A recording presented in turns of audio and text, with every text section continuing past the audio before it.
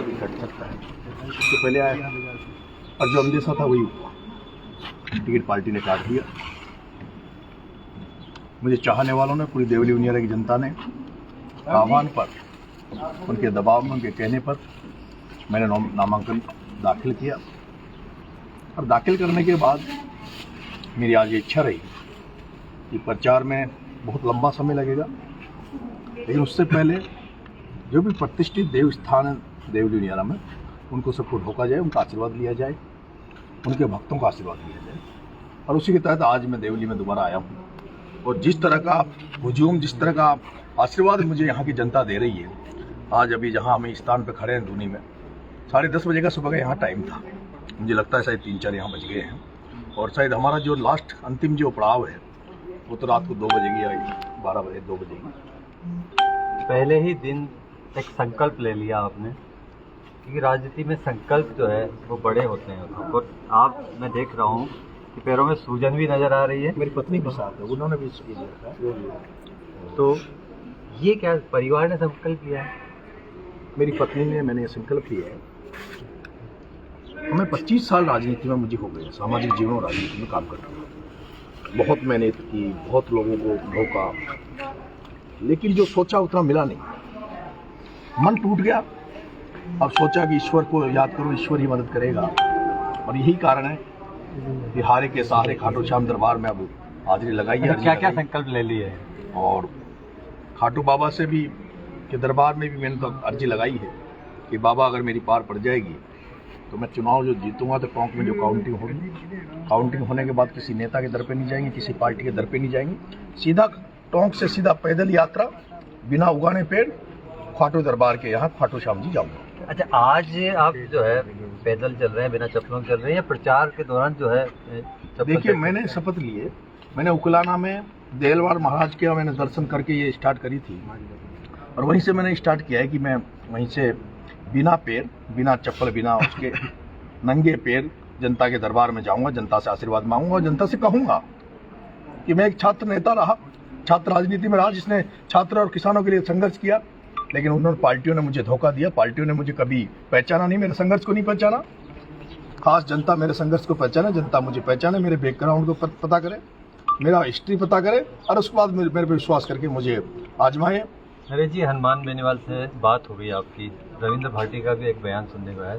किन किन नेताओं ने आश्वस्त कर दिया है इस लड़ाई को लड़ने में आपका साथ देने के? देखिए, मैंने पहले दिन ही कहा, मैं कभी भी बिना सबूत कोई बात नहीं करता। मैंने भाई साहब हनुमान जी से बात हुई, आपके सामने हनुमान जी भाई साहब ने अपनी बात रखी।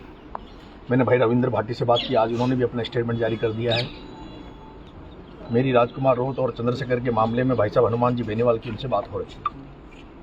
और जल्द ही ये दिवाली के बाद हम इस चुनाव प्रचार को रंग देंगे। ये तो केवल आज तो केवल देव दर्शन के माध्यम से जनता का भी आशीर्वाद मिल जाए, देवताओं का भी आशीर्वाद मिल जाए, इसलिए हम यहाँ पे आए हैं।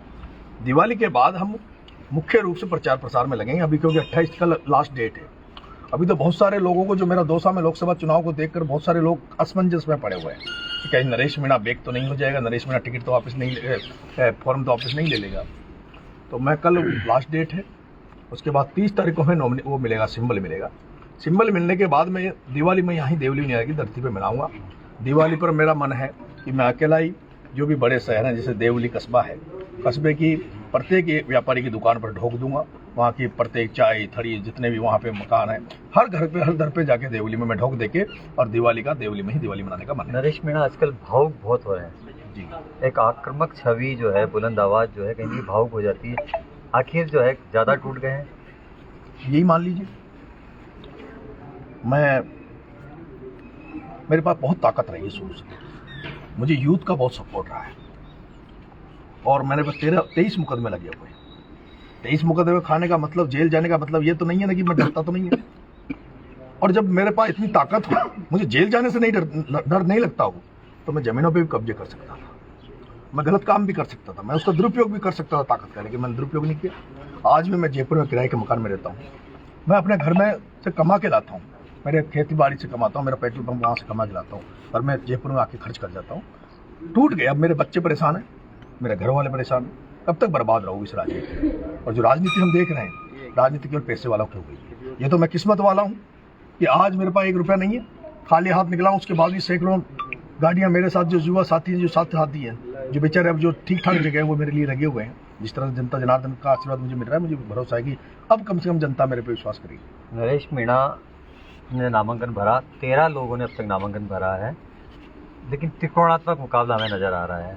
मुकाबला राजेंद्र गुर्जर से है, कस्तूरचंद मीणा से है, क्योंकि आपने जो है 13 के बीच में जो 3 का जो मुकाबला नजर आ रहा है, उसमें 5 का बड़ा एक फिगर सामने निकल के आ रहा है। जब नॉमिनेशन करने आते हैं तो 5 लोग आते हैं परिवार के, और पोस्टर भी जो जारी होता है हम 5 साथ साथ हैं। तो ये 5 का जो सियासी, ये पांडव जो है, 5 पांडव, एक फीलिंग आ रही है अंदर से। बिल्कुल सही बात कही आपने। कौरवों और पांडव और कौरवों का जो युद्ध था, उसमें कौरवों की तरफ बहुत सारे लोग थे, भीष्म पितामह, द्रोणाचार्य, कृपाचार्य, विदुर, और एक तरफ पांडव थे। 5 पांडवों ने पूरी कौरवों की सेना को हरा दिया था। ये कांग्रेस और बीजेपी कौरवों की सेना है, जिसमें चाहे भीष्म पितामह भजनलाल को मान लो, द्रोणाचार्य अशोक गहलोत को मान लो, लेकिन 5 पांडव हनुमान बेनीवाल, भाई रविंद्र जी भाटी, भाई राजकुमार जी रोत, चंद्रशेखर आजाद और नरेश मीणा, अरे 5 पांडव ही नहीं है हमें। और जिस तरह का सपोर्ट मिल रहा है भाई, मेरे वो कल मेरी बात हुई चंद्र प्रकाश सैनी, जो माली समाज के। एक सवाल करना चाहूंगा कि 5 पांडवों की बात होगी, श्री कृष्ण कौन है? अब देखिए, ये जो यूथ है, जनता है, ये सब हमारे लिए तो भगवान है, श्री कृष्ण है। जनता जनार्दनी श्री कृष्ण के रूप में हमें आशीर्वाद दे रही है। आप कुछ बता रहे थे, तो आगे भी बढ़ रहे थे, बात जो हुई। इसके अलावा भी हमें अब बहुत ज़्यादा लोगों से मदद मिल रही है। अभी एक माली समाज के आंदोलन के, आरक्षण आंदोलन के कर्ता धर्ता थे, अगुवा थे चंद्र प्रकाश जी सैनी, उनसे मेरी कल बात हुई है। उन्होंने कहा 2 दिन बाद में मैं भी आपके चुनाव में पूरी तरह से आपके साथ आ जाऊंगा। कभी सोचा था कि 7 फेरों के 7 बंधन के संग बनने वाली धर्म पत्नी जो है प्रचार में अब साथ साथ राजनीति की पिच पर भी साथ देगी आपका? देखिए, मेरी पत्नी जिला परिषद सदस्य रही है 2010 में, 12 से। पिता भी राजनीति में रहे हैं जी। और अब बीजेपी कांग्रेस के पास नेताओं की कमी नहीं है। अब हमारे पास तो कोई नेता है नहीं, हमारे पास तो मेरे छात्र भाई, यूथ भाई, ये लोग हैं।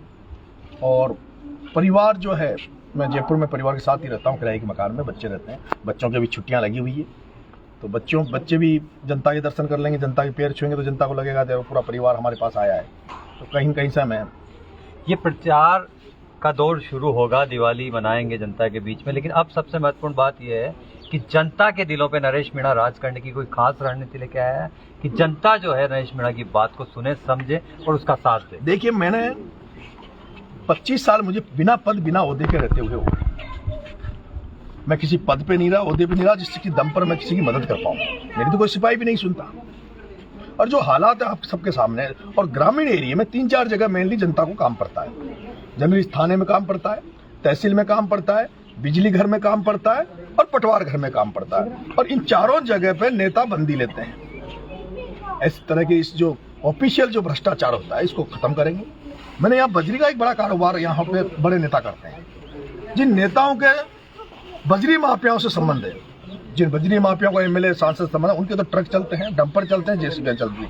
और एक आम किसान को, एक साधारण परिवार के व्यक्ति को अगर अपना मकान बनाना, अपने घर में बजरी चाहिए, तो उसको एक ट्रॉली बजरी नहीं मिलती। यहाँ मैंने देखा, यहाँ बिशलपुर का डैम है बड़ा, यहाँ से पानी, अरे वाह बेटा, यहाँ पे एक बिशलपुर का डैम है, पानी जयपुर जा सकता है, अजमेर जा सकता है। और देवली उनियारा में कई गांव ऐसे देखे जो अभी भी पेयजल के पानी के लिए तरस रहे हैं। कई खेत ऐसे जो नहर के पानी को ढूंढ रहे हैं। इन सारे लोगों के लिए मैं लड़ूंगा। आपने देखा होगा, मैंने 12 में किसानों के लिए आंदोलन किए, और जिस तरह से मैंने किसानों के लिए आंदोलन किया, वहाँ उसका बहुत ज्यादा फायदा किसानों को मिला। मैंने जब आंदोलन किया तो 81 करोड़ रुपए 12 के किसानों को बीमा के पैसे मिले। मुझे नहीं लगता कि देवली उनियारा में किसी नेता ने आज दिन तक ये कहा होगा कि किसानों को बीमा के पैसे भी मिलते हैं। अगर भगवान की दया से यहाँ के किसानों ने, यहाँ के युवा साथियों ने अगर नरेश मीणा को एमएलए बना दिया, तो यहाँ के किसानों की फसलें टाइम टू टाइम पर मंडी में समर्थन मूल्य के कांटों पर चलेगी। 3,02,721 मतदाताओं से नंगे पैर वोट की अपील करने के लिए निकल चुके हैं सेवक बनके। किस तरह की उम्मीद है इस जनता से? पूरा भरोसा और पूरा उम्मीद है, जिस तरह का आज मुझे आशीर्वाद मिला है। और मेरे ये यूथ और छात्र जो भाई हैं, इन पर मुझे भरोसा है। मैंने इनको एक टारगेट दिया कि दिवाली के बाद जो भी छात्र युवा साथी जो मेरे से जुड़े हुए हैं, प्रचार कर रहे हैं, और प्रत्येक दिन सुबह उठते ही कम से कम 100 माता बुजुर्गों के पैर छुएंगे और पैर छुएंगे, उनसे आशीर्वाद मांगेंगे और उनके पैर चबी छोड़ेंगे जब उनसे उनका आशीर्वाद मिल जाएगा। वो हमें विश्वास है कि जब ये अभी शायद बुजुर्ग लोग अभी हमें नहीं पहचाने, जो छात्र युवा तो हमारे साथ आ गए हैं, थोड़ा टाइम लगेगा 2-4 दिन के अंदर अंदर, लेकिन जैसे जैसे यूथ और जो छात्र साथी उनको हमारे पुराने जो इतिहास बताएंगे तो 100% यहाँ के बुजुर्ग भी हमें पहचानेंगे। अभी बीजेपी खुश हो रही है, आपके शब्द मेरे नहीं। बिल्कुल बिल्कुल। लेकिन यही बीजेपी हो सकता है फिर बाद में जो एक आज की स्थिति में कांग्रेस खत्म हो गई है। और आपने शायद, आपको ध्यान नहीं होगा, गहलोत साहब और डोटासरा जी यहाँ आए थे सभा में, उस सभा में आप भी पहुंच गए, और उस मंच का क्या हाल हुआ तो आपको शायद ध्यान नहीं है। उस सभा में आप भी पहुंच गए। हम पहुंचे थे बिल्कुल, ये दिखाने के लिए कि हमने टिकट मांगा था, बिना तैयारी के। आपके यहाँ देख लो, गहलोत साहब को दिखाने गए थे, डोटासरा जी को दिखाने गए थे कि ये जिस सभा में आप आए हो उसी सभा में से नरेश मीणा अपनी भीड़ ले आता है, अपने समर्थक ले आता है। जिस सभा में अशोक गहलोत साहब आए, डोटासरा आए, वो सभा पैसों की दम पर बुलाई गई भीड़ थी। और जब नरेश मीणा वहां पहुंचा, जब उनको पता लगा कि नरेश भी यहाँ है, और जब मैंने वहां उनकी पोल खोली टिकट देने वालों की, सारी भीड़, आधी भीड़ उसमें से उठकर नरेश मीणा के साथ चल गई। पूरा देवली उनियारा में बीजेपी कांग्रेस को कार्यकर्ता नहीं मिलेंगे। और मैं बता देना चाहता हूं, जैसे जैसे हम आगे बढ़ेंगे, ये बात सही है, टक्कर हमारी राजेंद्र गुर्जर से रहेगी, लेकिन जीत का मार्जिन भी बहुत बड़ा रहेगा। जिस तरह से रविंद्र भाटी का जीत का मार्जिन था, जिस तरह राजकुमार राउत का मार्जिन था, उसी तरह बड़ा मार्जिन से चुनाव। कहीं ऐसा तो नहीं कि राजेंद्र गुर्जर भी चप्पल में चलते तो आपने सोचा कि मैं तो चप्पल भी उतार देता हूं? मुझे ध्यान नहीं, मैं ज्यादा उनके बारे में ज्यादा पता नहीं है। मुझे इतना पता है राजेंद्र गुर्जर के बारे में कि वो भारतीय जनता पार्टी से यहाँ टिकट लेके आए। इससे पहले वो बीजेपी से यहाँ MLA रहे, पर यहाँ पिछली बार कर्नल किरोड़ी लाल जी भैंसला के बेटे विजय भैंसला जी चुनाव लड़े थे, और विजय भैंसला जी जब भारतीय जनता पार्टी से टिकट मिले थे तो राजेंद्र गुर्जर कहीं भी जनता को नजर नहीं आया था। लोग तो ये भी कहते हैं कि जब कर्नल साहब का बेटा विजय भैंसला यहाँ से चुनाव लड़ रहा था तो कई समाज के सीनियर लोग, बुजुर्ग लोग उस विजय कर्नल साहब की लाल पगड़ी की लाज रखने के लिए उस लाल पगड़ी के साथ विजय भैंसला इस राजेंद्र गुर्जर के घर गए थे, और सुनने में आया कि इसने उस लाल पगड़ी का भी अपमान किया था, विजय भैंसला का अपमान किया था। आप वोट क्या विजय भैंसला का साथ मिलने जा रहा है? देखिए, वो बीजेपी में है और मुझे लगता है संपर्क में है। मुझे लगता है कि जो अपमान उनका हुआ, उनका जो आपकी बात हुई है? नहीं, मेरी कोई बात नहीं। उम्मीद कर रहे हैं कि बात हो। बिल्कुल उम्मीद है, वो उन सबका आशीर्वाद मुझे मिलेगा। प्रभुलाल सैनी जी का जो अनादर हुआ उसका आशीर्वाद मुझे मिलेगा।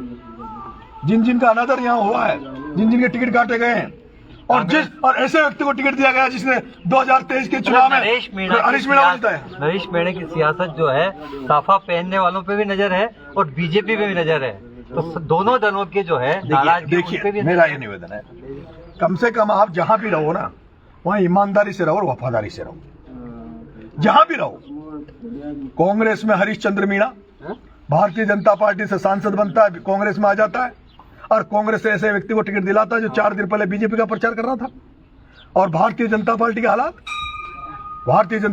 जो राजेंद्र गुर्जर जो पिछली बार यहाँ बीजेपी को हरा रहा था, विजय भैंसला को हराकर हरीश चंद्र मीणा की मदद कर रहा था, उस हरीश चंद्र मीणा का इतिहास गुर्जर समाज अच्छी तरह जानता है। गुर्जर आरक्षण आंदोलन के बारे में पूरा गुर्जर समाज जानता है कि हरीश चंद्र मीणा कौन था, जब वो DG था, जब आरक्षण की लड़ाई चल रही थी, और उसने किस तरह से क्या कार्रवाइयां करी थी।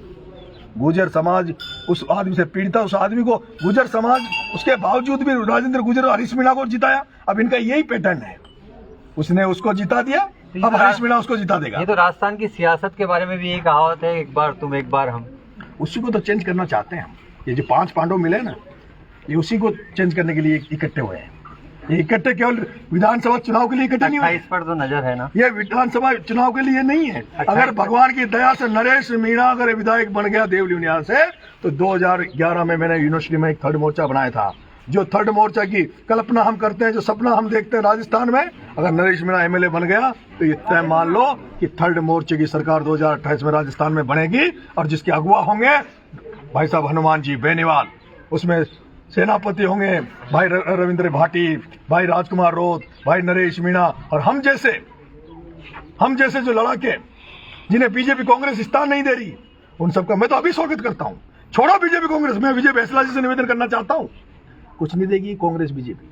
उसके कन्हैया कुमार को कांग्रेस ले गई, 2 बार बिहार में हरा दिया, दिल्ली में हरा दिया। विजय भैंसला जी, आप तो उस कर्नल साहब के वंशज, कर्नल साहब के बेटे हो, जिसने पूरा हिंदुस्तान जाम कर दिया था।